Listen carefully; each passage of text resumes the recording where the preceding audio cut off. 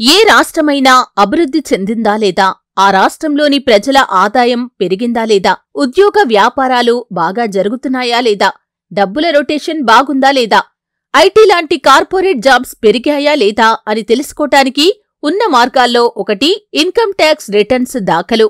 ఇప్పుడు అలాంటి income tax returns file చేయటంలో ఆంధ్రప్రదేశ్ రాష్ట్రం నంబర్ 1 స్థానంలో ఉంది. State bank of India report ప్రకారం 2020 నుంచి 2023 సంవత్సరాల మధ్య ఏకంగా 18 లక్షల మంది కొత్తగా ఇన్కమ్ ట్యాక్స్ రిటర్న్స్ దాఖలు చేశారు ఏపీ నుంచి.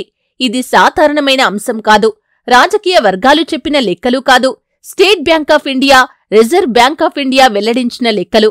అంటే ఏపీలో అభివృద్ధి ఏ స్థాయిలో ఉందో చెప్పటానికి ఇదొక మచ్చుతునక మాత్రమే. మిగతా రాష్ట్రాల సంగతి ఏంటి అంటే, మహారాష్ట్ర 14 లక్షలతో 2వ స్థానంలో ఉండగా 13 లక్షలతో యూపీ 3వ స్థానంలో ఉంది. 9 లక్షలతో గుజరాత్ 4వ స్థానంలో ఉండగా పక్క రాష్ట్రం మరో తెలుగు రాష్ట్రం తెలంగాణ అయితే 20వ స్థానంలో ఉంది. అంటే ఏపీ తర్వాత 19 స్థానాలు తక్కువగా ఉంది తెలంగాణ. ఇన్కమ్ ట్యాక్స్ రిటర్న్ దాఖలులో ఏపీ నంబర్ 1 ఎలా అయింది? ఇన్నాళ్లు లేనిది జగన్ సీఎం అయిన తర్వాత ఎలా సాధ్యమైంది అనటానికి ఓ లెక్క ఉంది. అదేంటో తెలుసా? జగన్ ప్రభుత్వం వచ్చిన తర్వాత ఏపీలో శాశ్వత కాంట్రాక్ట్ అవుట్సోర్సింగ్ విభాగాల ద్వారా అక్షరాల 6 లక్షల మందికి ఉద్యోగాలు వచ్చాయి. వీళ్లందరినీ పద్ధతి ప్రకారం జీతాలు వగైరా చెల్లింపులు చేస్తున్నారు.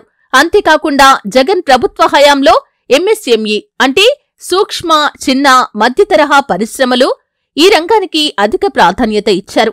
ఔత్సాహిక పెట్టుబడిదారులు కంపెనీలు పెట్టుబడులు పెట్టడంతో పాటు పెద్ద ఎత్తున ఉద్యోగ ఉపాధి అవకాశాలు కల్పించారు. వైజాగ్ కేంద్రంగా ఇన్ఫర్మేషన్ టెక్నాలజీ, ఐటీ రంగం దూసుకెళ్తుంది. ఇన్ఫోసిస్ లాంటి కంపెనీ 500 మందికి ఉద్యోగాలు ఇచ్చింది. మిగతా ఐటీ కంపెనీలు అన్నీ పెద్ద ఎత్తున వైజాగ్ కేంద్రంగా ఉద్యోగాలు రిక్రూట్ చేస్తుంది. దీనివల్ల కూడా ఐటీ రిటర్న్స్ భారీగా పెరిగాయి.